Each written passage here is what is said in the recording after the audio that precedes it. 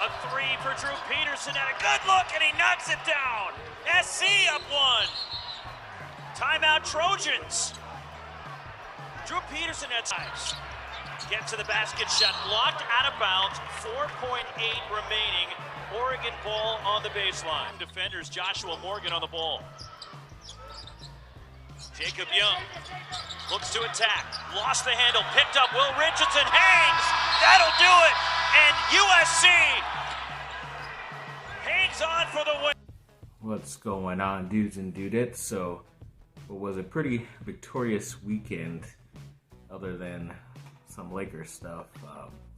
Yeah, we'll just get into that, excuse me, right away, because the Lakers, including like LeBron, Russell Westbrook, Trevor Ariza, a couple of those guys, when they were on the bench and hearing the boos and all this other stuff yelled at them by Lakers fans, they pretty much were clapping back, as they call it, arguing back with them and all this other stuff, and it's a pretty bad look.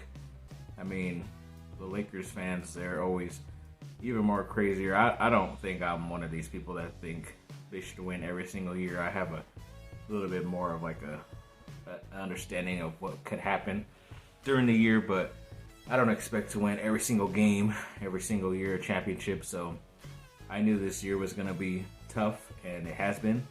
And just by the way they've been playing, lackluster, not like a lot of good effort, especially on defense, and then a lot of careless turnovers. I think they may have broken the record, whether it was for the first half or some type of turnover record last night against the Pelicans in the loss. It was pretty freaking bad. But yeah, that wasn't a good look to hear that happened during the game as well. But overall, I think just got to get through this season. Maybe have to make a trade or two with a couple of these guys that are the superstars, who are considered superstars on the Lakers, and see what you can get. It does mean you probably have to stick with LeBron, which sucks, because he will destroy your team, not only the players, but with their draft picks as well, and then leave you with nothing. So I don't know what they're going to do. It sucks. But according to some type of sports betting thing, apparently somebody before the season started bet that the Lakers would not even make the playoffs, which is kind of, as of right now, I think they're either 9th or 10th, which technically means they still have a chance, because the 7 through 10 spots in the playoffs play a game or two before the season ends, before the season ends, to see who gets into the playoffs.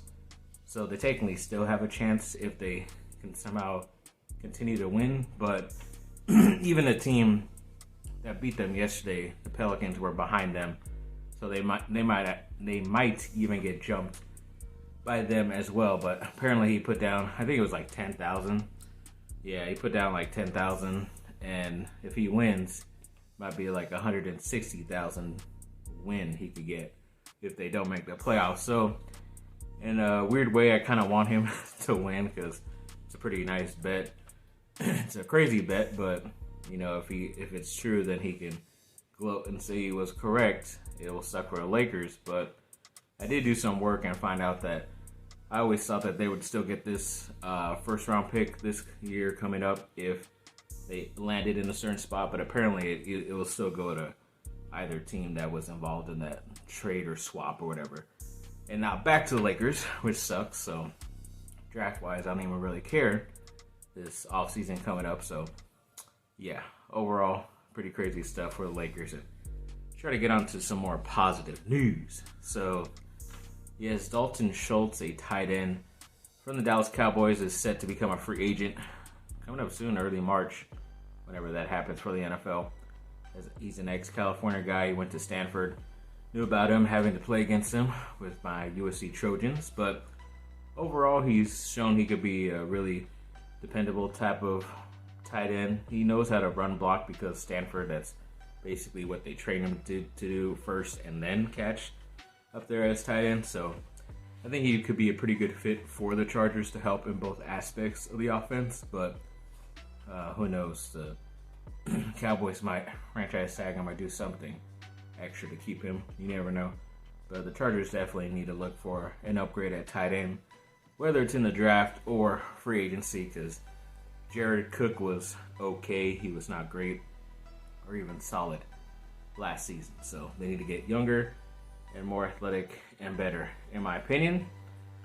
Then Sua Cravens, he's been asking lately on social media that the USC football and USC presidents and administration to put out an apology for the way they have treated Brew McCoy, the wide receiver, who he's had a whole history with USC where he committed, left to Texas, came back to USC, had to sit out another year because of some type of weird illness.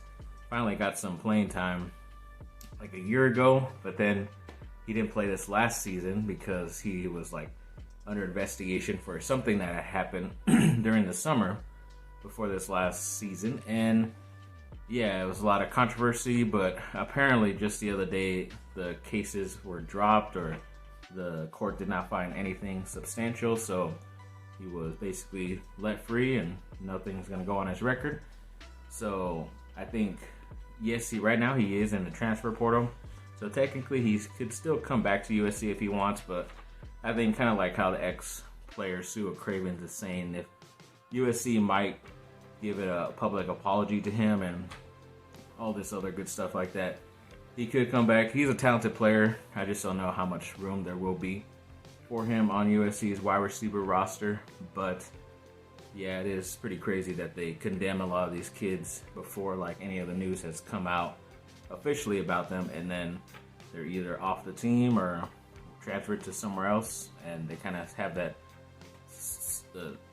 label or sticker on them saying that they're a bad player or a bad person off the field. So yes, I'm with Cravens. He was one of my favorite ex-players while at USC. I had high hopes for him, but he had some mental and health issues, which I'm glad he's getting that all covered up and figured out good, which is why he didn't last long in the NFL, but I'm glad he's still heading forward in a positive area. And speaking of those lovely Lakers, yes, Anthony Davis, apparently another article came out saying that he could miss not only 4 to 5 weeks, which is an extra week than I had mentioned in the last update, but he could be out for the whole rest of the season, which is pretty freaking crazy. I mean, by the time he comes back, there'll only be like a handful of games, but what if the Lakers are somehow in playoff contention and can make the playoffs and to really use another player, and once they get into the playoffs, who knows what could happen. But yeah, it's just a lot of this injury crap that I was worried about when the trade happened a couple years ago, that I knew it was going to come up and bite the Lakers in the ass. And yeah, that's Anthony Davis for you. And then LeBron James had made a lot of statements, but apparently from what insiders are saying is that he wanted the general manager of the Oklahoma City Thunder, Sam Presti, to replace the Lakers general manager, Rob Pelinka. Sam Presti, he's well known because he gets a lot of good trades done. Draft-wise, he does select a lot of good players, but a lot of times his team is being used to get players, like older players with crappier contracts. They might stay on for a year or two, but then he trades them away, gets more draft capital, maybe like another younger talented player. Kind of like how he did with the Clippers, where he got Shai Gilgeous-Alexander, who's now one of the more top point guards, one of the younger top guys out there.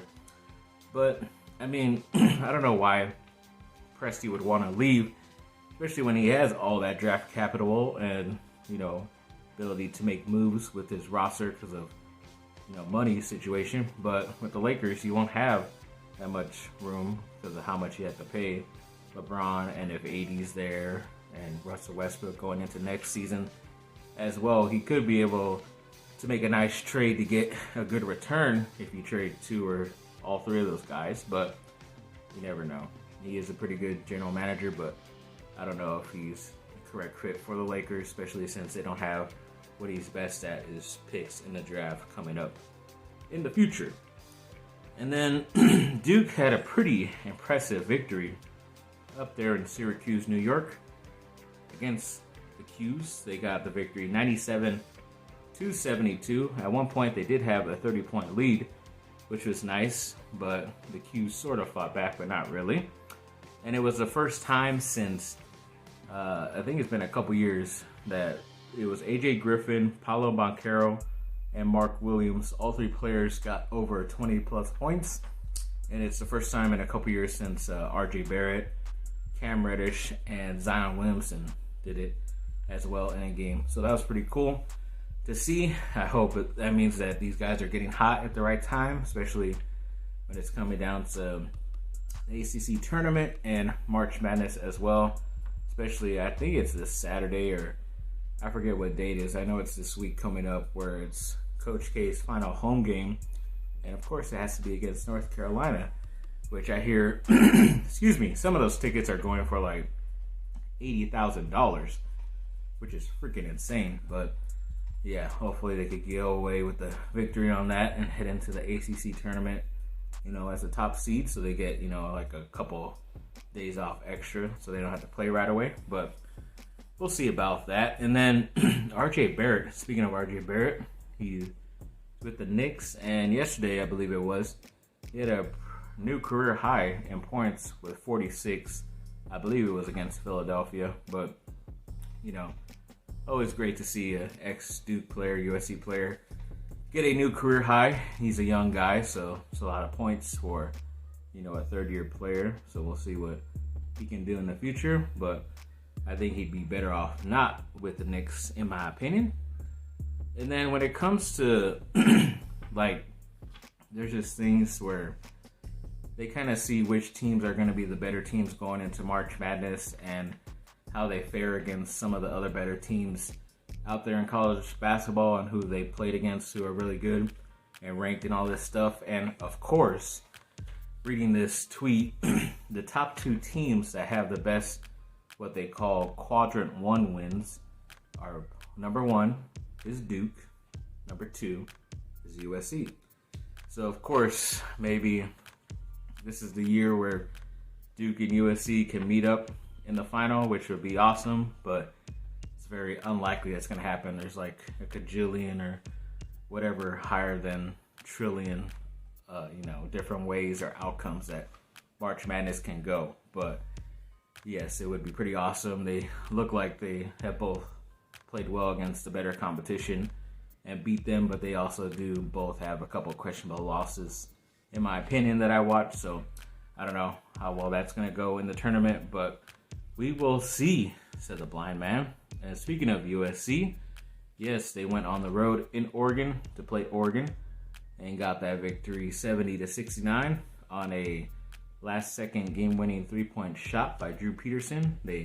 He made that, then they had to play some defense to make sure that they got the victory, which was maybe questionable, but yes, a victory nonetheless. And it was a nice victory because usually they have been playing bad against Oregon. Even though Oregon is 4th in the conference, they still have not been the better team as they usually are in the Pac-12. But it's overall, I think that was a good victory for USC. And then to finish this off, yes, that was like their 25th victory of the season this year, which is an all-new record for USC with regular season wins. So not including March Madness wins or Pac-12 wins, but overall 25 wins in the regular season, which is pretty awesome. So that's a nice record to break.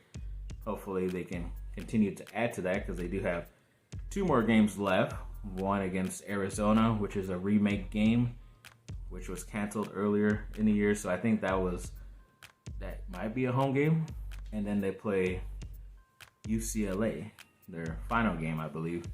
I forget if that's home or away. I think that's away at UCLA, which is right across town, as they say. So yeah, it should be very interesting to see what both those teams, Duke and USC, can do at the end of this year or end of this season, and hopefully they'll meet in the championship like how I hope. So yes, thanks for watching, people. Like, subscribe, comment down below. Let me know what y'all think. Have a great rest of your day. Bye. Bye on.